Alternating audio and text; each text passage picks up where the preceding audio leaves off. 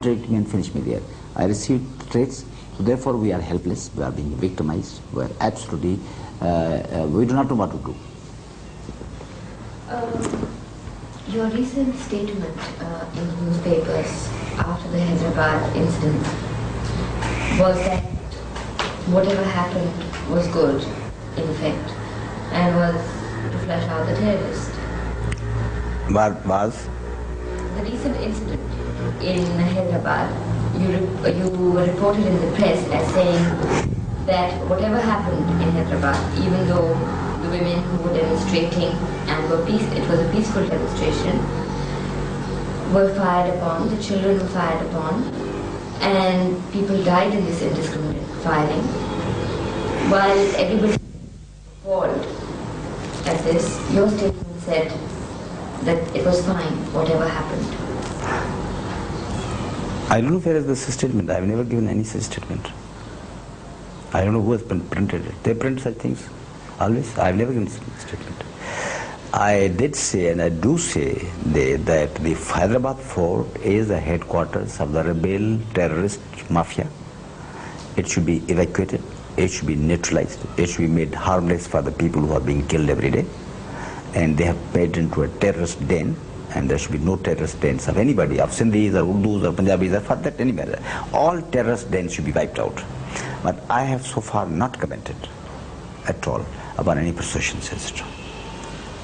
You mean to say that you have made a comment on the Hyderabad incident? I have made a comment upon the necessity of evacuating and neutralizing Hyderabad fort. And I continue to say that it should be neutralized. I have sent a telegram to the President saying.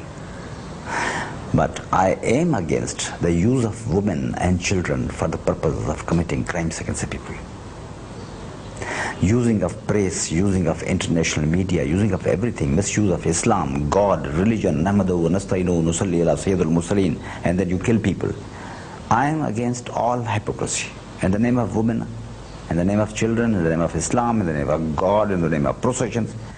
Killers, 10,000 killers, they become a political procession. Dacoits, if they form into a mob, we say it's a political procession, don't oppose it. If dacoits take women and put them in front, and they go and mass murder people, you don't trust them because women are in front. This is precisely what the terrorists do in hostages. They put a woman in front. They say, if you kill her, I'm going to kill her. Then you'll be killing on this thing. I am like anybody else throughout the world. I'm against this use of hostages. Women actually who are leading them are hostages. It's a terroristic act against those women to put them in front, to put their lives in jeopardy, to prevent the law enforcing agencies from apprehending the people and repeating thing, from killing. It's not a political thing. All the vilest things, misuses that could be done of democracy have been done here. Just as Zia did. He said, you want GSM? Then he started the word GSM and made it a terror for the people of Sindh. You want Islam? They turned it into an abuse to an extent that people say we don't want Islam. He has said GSM, put it in the mouth of intelligence agents, GSM, and then kill Sindhis. I have opposed that. This mafia, press mafia, I call it press mafia, media mafia, they speak lies in the morning and by the hour. They attribute, they have recently said somebody, I don't have the time to give them notice. Paglon has married, he has run away, he has made billings, he is living in Ladkana, he is nowhere in Karachi, he is nowhere there. Somebody, they'll put me in Sri Lanka, I've evacuated, and this yellow press is always there. The entire so-called national press, yellow press, and the hands of the terrorists, it has always been like that. They use terror with the pen, terror with propaganda, terror with communication lines. Abuse. Nazis did like that. Nazis used even science. Kill the people because their genetics will be affected. They brought scientists who gave the things that is genetically necessary for the Jews to be killed. Can you comment on the MQM? It's one of the vilest and dirtiest killer mafia that I've ever known. I'm a student of all these things. I'm a student of these tyrannies. We have studied the Mongols. Mongols were simply babes before them. You know, in 11, 12, Genghis Khan came and he said, if you don't do this, I'll kill you, that's all. He told Tarkan Khatun, if you don't surrender, then I'm going to put you there before the dogs. I'll eat my food, throw away the bones to you, and you will catch some of them, and the dogs will catch some of them. And you will live forever on those bones. Fair and good. These people smile. Then the other said, I said, if they had a so-called national praise of Genghis Khan, he would have been a hero by this time. Every one of the killers who used to mass murder people will be a hero. Youth, the dance says youth, Jang says Naujawan, pepper pade. So when you put these fine words into such dirty use, MQM is one of the vilest things of creations of General Zia and the reactionaries and the international reactions to who is out in the various countries of the world. It is a private army, like in the Beirut, the Isai militia, or the Hua sect in Vietnam, or anything, any of those dirty things, fixes that you have. What do you think the MQM wants? It wants firstly a lot of money. It is extorting money from the government of Sindh, from Kausali Shah. It was told from this thing. They had a crore of rupees from Benazir Bhutto. The victims, mind you, didn't get a penny. They are starving today. That's why I want you to go there. They are starving, virtually starving. And this mafia is getting billions every day. They talk, and they'll get money. Firstly, they're after money. They are extorting and blackmailing everybody. They extorted money from the press, from GEM. They wanted 2 crores. They had 2 crores. If we find you, they'll get money from you, they'll get money from me. Anybody, just extortioners. Secondly, they want to sell and dispose of conquerors. You see, they are conquerors. They conquer Sindh and then they will deal with it and they will dispose of Pakistan. With this as a base, they'll blackmail Punjabis, Pashtuns, blackmail with India, any government there. With this is a sufficient minority. With this percentage and ratio, they were ruling India. Why not Pakistan? And they want to be just the reincarnations of the Mongols, rule over the whole thing, kingmakers. You have heard about Abdullah the Sayyid Baraha Sadat. They belong to a place in India which is called Bara. They were the kingmakers. The Baraha Sayyid, they made the kings. They're going to, with this petty little population, they want to be the kingmakers in Pakistan. What do you think should happen to the Mohajir population of Sindh? Nothing.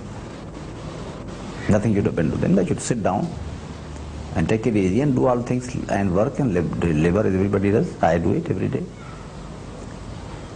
They are not angels of God that something special should be done for them. They should live like everybody else. Yes, but earlier... They should forget about being Aurangzebs and Mahmud Ghaznavis and all that. This is 20th century. But earlier you had said, we talked about the backwardness of Sindh as compared to its urban centers where the Mohajirs came and settled. Now, firstly, I don't use the term Mohajirs. It's a great insult to the concept of Mohajirs. Can you compare with these Janis who have come to loot and plunder with Bilal, with Huzur Akram Sallallahu Alaihi Wasallam, with Ali, Hazrat Ali and all this, they are Mohajirs. It's an insult to the concept. I call them either, you can call them refugees or you can call them immigrants or any term. With me, I don't consider this to be, I think this is the greatest, is a rape of the term, of the meaning of the term Mohajir. But under a protest, I'll allow this thing to be used. No, what would you call them then? Would you Immigrants. Sindhi? Immigrants. If they wish to be Sindhi, of course, why not? I mean, if Italians could become Americans, why not?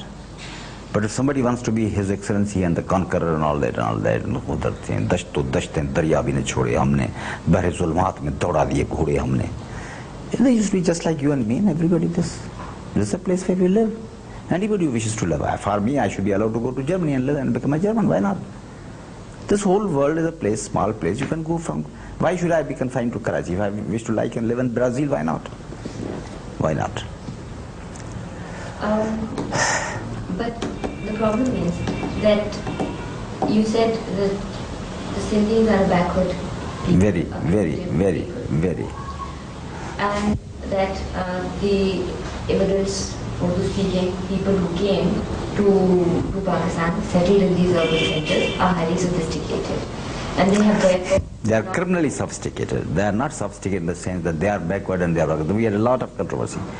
I said we are backward in a certain sense, but we are very progressive because we are, we don't misuse religion. We are highly cultured, highly sophisticated, and they are backward, they are cruel, they are absolutely, and they are just like the original brutes things. They don't have a culture. Okay, and what I want to say is that at least we agree that the economic monopoly, the monopoly within the urban centers has belonged to the Urdu-speaking people. No. There were Punjabis, there was always a mixed population. This is one of the greatest lies that Karachi belongs to the Mohajirs. It doesn't. You become, how have you become a Muhajir? You are not a Muhajir in this sense. You don't know, you can't speak two senses of Urdu as the Urdu people will do. How do you? You are Sindhi, but you have been persuaded by their cultural dictatorship to consider yourself something other than being Sindhi. So they are in a very tiny minority, that's all. They collected a hodgepodge and called them all Muhajirs. How are they? No, what I'm trying to get at is... Okay. Sure. Yeah.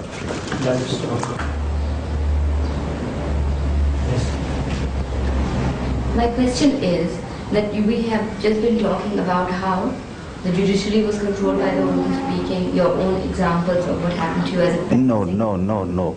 Judiciary was not controlled by things. Judiciary, specific tasks regarding this evacuee property were given to Urdu-speaking judges only. Not that judiciary was numerically, they were greater than that. No. We have the best Sindhi judges. We have the best intelligentsia. We had the finest lawyers have always been Sindhis. Yes. Okay, so now if we say, like you said, that there was Urdu everywhere, how would you replace that or share that? We like that. We like to adopt here a notion that is throughout the world, people should be educated in 3 languages: their own mother language, and the nationally working language, and any one of the international languages. So we know Urdu, we speak Urdu, our mother language is Sindhi, so we are educated in Sindhi, but we also study English, and the third international language is English, or for that matter anywhere. Everybody should learn this thing, his mother language, education in mother language, then a language which is a lingua franca for the relation, lingua franca, not a national language. National is something different. We have got many nationalities, not one. So, 3 languages.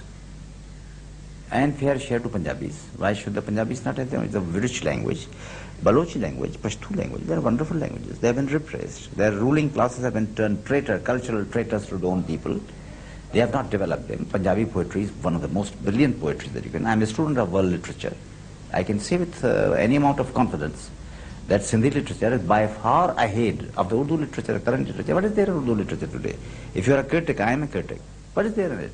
It's the same old story. They don't have topics. They don't have subjects. The things are being done. They don't have a countryside. They don't have the sufferings. They have only the urban little elite. They are having the same story there. But all the variety, all the beauty, all the charm and art is there. And look at the poetry. It's insipid. It has lost everything. It's meaningless, irrelevant.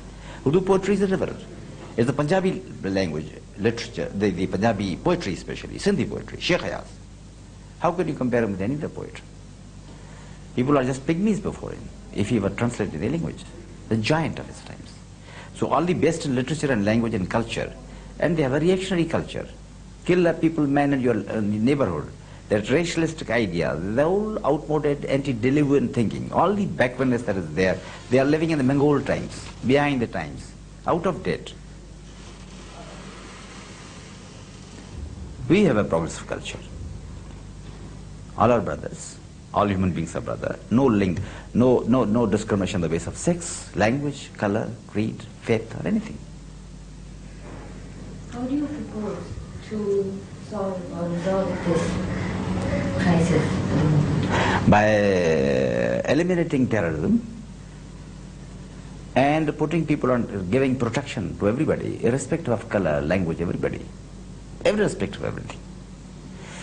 No Sindhi business, no Muhajir business so far as the question of security and honor and sanctity to every family, every man, woman and child. To his property, to his arm, to his human rights. Security, peace. For all. And then this tyranny ends, that's all. All the advantages that they get is only through this blackmailing and mafia and killing, and then a fair democratic press, which is shamelessly abusing the democratic liberties that they have given. They are using it for fascist purposes, for killing, for condoning, for propagating falsely. They should be ashamed of them, this thing. Who's the representative of BBC? Who's the representative of Guardian? Who's the representative of Voice of America? All these people who speak lies and prostitute their knowledge and their things for the purpose of this, their petty, small group considerations. Would you make a distinction between original Sindhis and newcomers into Sindhi? Yes, original Sindhis are well versed in the old culture. And they have got many minuses, there are many reactionary elements in it. There can never be a whole culture which is progressive. You can always have a mix. There are elements which are democratic elements in Sindhi culture. There are very, very reactionary elements in Sindhi culture, like karakari. If a girl speaks to a man, she should be killed. For this is exactly what we are fighting against. We have devoted our entire life fighting against feudalism and its remnants. We just hate these terrorists, and we hate the Vadiras also. They are also terrorists on a minor scale. They are Sindhis, we hate them, we fight against them. They want to kill us and we want to eliminate them. We are the true progressives. Even a comrade would side with the terrorist. Janab Ali, Huzuri Ali, and this and this and this. Professors, engineers, doctors, they'll use all the language that they know for this. We don't do it. We condemn the terrorists, Sindhi terrorists. I hereby condemn any terrorism done by any Sindhi. Even a tear from the eyes of Urdu speaking or Punjabi speaking or anything. On anything by vicarious liability. Because we are progressive people. There was a statement earlier that, of course, you've been talking about disarming of people. Is that correct? Absolutely, yes.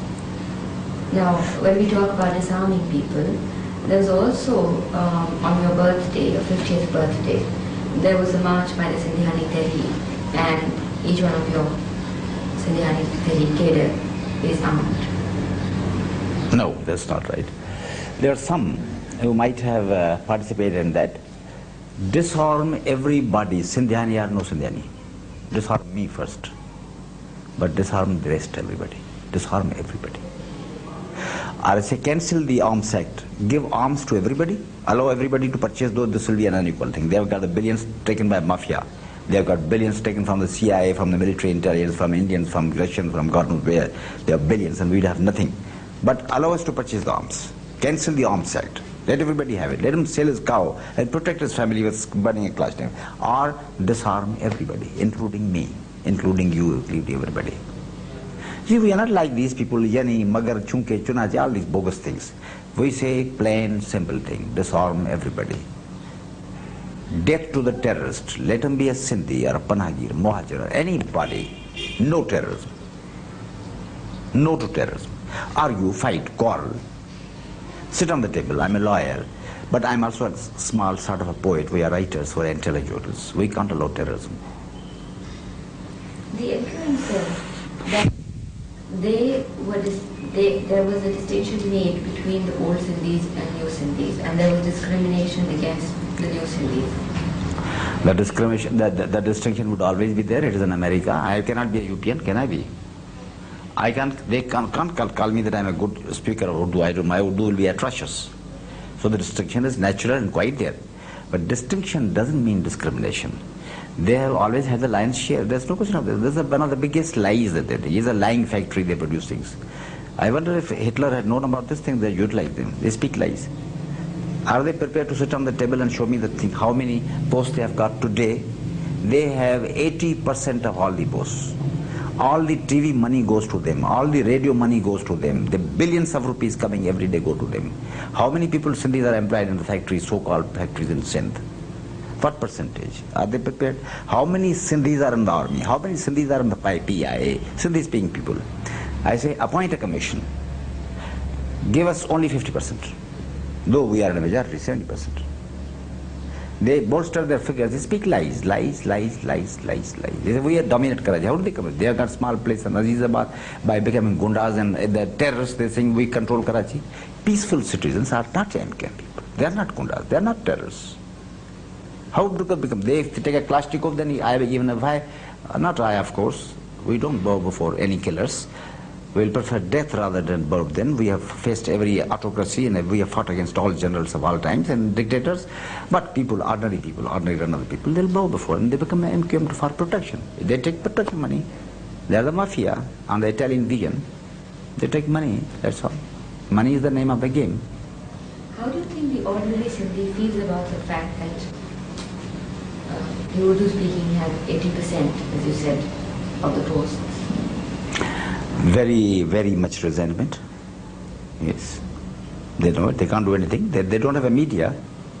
Urdu press is completely dominating and that's a so-called national press.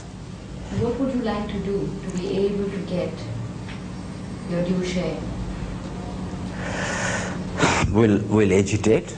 We'll vote against the people who don't do that. We'll talk, we'll fight, we'll quarrel, we'll make speeches. We will not shoot. Shooting is out of order. We will not do gundagardi. We will use all civilized methods of political debate, controversy, warfare even. We'll demonstrate. We demonstrated in Karachi. We had 30,000 women. Our women did not come to protect the gundas in thousands. Our women, let me tell you, are, if we allow them, they are more militant than these ladies who pretend to be Colonel Watt. You'll see our ladies. Come there and we'll show you what kind of capable are they. As you say, they know how to shoot. They know how to shoot, some of them. They do. They're not cowards. But this is not our style, you see. If you take out blouses and show to the people and then say, do this, otherwise I'm going to say that you have raped me. This is not our style. This is not our culture. It's our culture which is fighting with us. It doesn't allow us to do these things. She will never be touched by anybody else if she does like that. Nobody would respect anybody who takes an advantage by these methods, low methods, dirty methods. We are an ancient people. We don't do these things for getting these petty, dirty advantages of the moment. We have certain national dignity. We won't stoop to lies like these things. Go dart kar rahe hain, then you say, I don't know you. This is not our culture. This is the empire's culture, emperor's minions who change their sides every two minutes. Wajid Ali Shah's culture and Muhammad Ali Shah's culture. Well, after having voiced your sort of criticism of this culture, how do you plan to coexist with it? They have got wonderful democratic elements in their culture. Zia Mohiuddin, they got fine people, Sair, Mir, Ghalib, Bedal, Abdul Qadir Bedal, Amir Khusro, wonderful people. They are our people. Even you can't believe it. All the night I read all these people. Dark I was reading. Last night I was reading only Dark all the time. I have got these books in my bag all the time. I read all the Urdu classics. They're just part of our culture. Every one of us reads this. We just everything, we enjoy everything. What would be without the Urdu poetry and culture? Krishan Chandra, Bedi. I mean, I was telling them, does anyone of the MQ know as much of Urdu culture as I do? I mean, these are ignoramuses. They're just brutes. What do they know about Urdu culture? What do they mean, Fasana Azad and Sir Sayyid and poets and Qadrosh Bedal and so wo hai wo bhi aadmi or Ghalib or Meen or Ismail Panipati and all these things. They are ignorant people, just looters and plunderers. What do they know about it? So this is a part of our culture. We'll have a democratic composite culture, having elements of Sindhi culture, Punjabi culture, why not the whole Pakistani culture. There are three levels of culture. There's a local level of culture, then there's an all Pakistan culture. Bulle Shah, have you read it? Sanu Nach ke yaar manawane the fascinating culture of Bulle Shah, Mullah Fazil, Khushhal Khan Khattak, and then Rahman Baba. I wish you read the Tappas of Punjabi, Pashto, and Mahiyas of Punjabi. You'll be fascinated. Urdu has got its own democratic sides. But you read Sindhi, you read Punjabi, you see the Tappas, you saw the ancient cultures. Have you heard Heer and Ranjha, especially the music? So there should not be a monotonous one-sided culture. This is all our culture, all Indian culture, and Bengali, Bhavaiya. Why Urdu only? India doesn't mean only Urdu. The Kannada, Telugu, the southern music, ancient music, classical dances, culture, civilizations, Himachal Pradesh, the land tracks, and then why not learn from the Chinese and the Germans and the Japanese, the haiku poetry in Japanese literature. And you see the Shikibu's diaries of the 11th century, the Heian culture of the Japanese civilization, and then Romans. What can you do with the Romans and the Japanese of the Egyptians, these Greeks, Greek culture? That we should take the international culture. I was writing a letter to the UNESCO that there should be now a new version of the world culture, and this is a very occidental version of the Eastern culture. This was one type. Do you think that the conflict at present